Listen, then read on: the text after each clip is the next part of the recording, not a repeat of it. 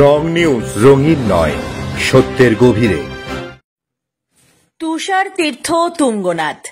শিব মাহাত্ম্যের কথা মনের মধ্যে উপলব্ধি করার চেষ্টা করার পাশাপাশি শৈব তীর্থ কল্পেশ্বরের শান্ত নির্জন পাহাড়ি পরিবেশের আবেশ গায়ে মেখে ফের পথ চলা শুরু পঞ্চকেদারের অন্যতম জাগ্রত ও দুর্গম তীর্থ তুঙ্গনাথের পথে। গাড়োয়াল হিমালয়ের বুকে বয়ে চলা দুই প্রসিদ্ধ নদী মন্দাকিনী ও অলকানন্দাকে সঙ্গী করে প্রবল ঠান্ডা ও তুষারপাতের পাশাপাশি অপরূপ প্রাকৃতিক সৌন্দর্যের মাঝে মাথা উঁচু করে দাঁড়িয়ে থাকা 12,800 ফুট উচ্চতায় বিশ্বের উচ্চতম মন্দির তুঙ্গনাথ।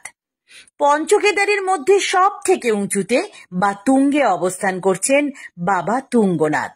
এর থেকে আরো ওপরে রয়েছে মা গঙ্গার মন্দির চন্দ্রশিলা। কথিত আছে যে মধ্যম পাণ্ডব ভীমের প্রবল আকর্ষণে বিভিন্ন খণ্ডে বিভক্ত মহিষরূপী শিবের হৃদয় ও হস্তের অংশই পূজিত হয় তুঙ্গনাথে। জাগ্রত ও প্রাচীন তীর্থ তুঙ্গনাথের সংস্কার করেন জগৎগুরু আচার্য শঙ্কর। শীতে প্রবল ঠান্ডা ও তুষারপাতে বন্ধ হয়ে যায় মন্দিরের দরজা। তখন তুষার ধবল প্রকৃতির কোলে একাকী জেগে থাকে তুঙ্গনাথ মন্দিরের চূড়া। ঋষিকেশ থেকে উখিমঠ হয়ে পৌঁছে যাওয়া যায় গাড়োয়াল হিমালয়ের রুদ্রপ্রয়াগ জেলার অন্তর্গত চোপতা ভ্যালির তুঙ্গনাথে। অন্য পথে গোপেশ্বর হয়ে যেতে হবে প্রাচ্যের সুইজারল্যান্ড 9,000 ফুট উচ্চতার চোপতা উপত্যকা, যেটা কিনা রয়েছে তার অপরূপ প্রাকৃতিক সৌন্দর্যের ডালি সাজিয়ে। খাড়াই পথ, পাহাড়ি ঝর্ণা, সবুজ বুগিয়াল পার হয়ে দেখা মেলে তামার পাতের ওপর সোনার আস্তরণ দেওয়া তুঙ্গনাথ মন্দিরের চূড়া। তবে দুর্গম পাহাড়ি পথ ও উচ্চতা জনিত কারণে পথে শ্রম হয় প্রবল। কিছুটা শ্বাসকষ্ট হওয়াও অস্বাভাবিক নয়। তবে সব কষ্ট ভুলিয়ে দেন বাবা মহাদেব। তিনি যে দুই বাহু বাড়িয়ে ডাক দেন আপামর ভক্তকে। হর হর মহাদেব উচ্চারণে যে পরম শান্তি। এবার দেখে নেওয়া যাক পৌরাণিক উপাখ্যানের দিকে।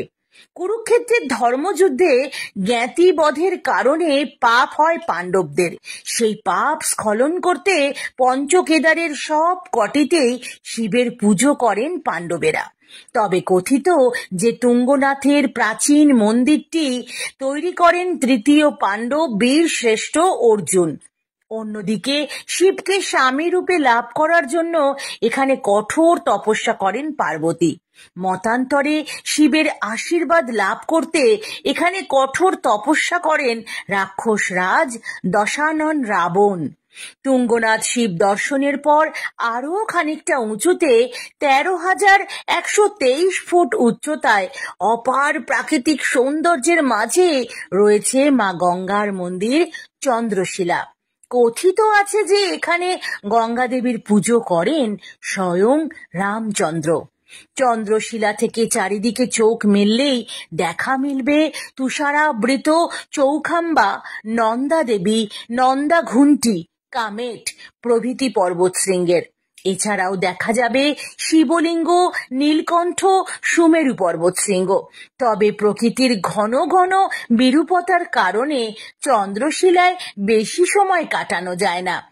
পঞ্চকেদার পরিক্রমায় প্রতিটি শৈব তীর্থের মাহাত্ম্যই অসীম।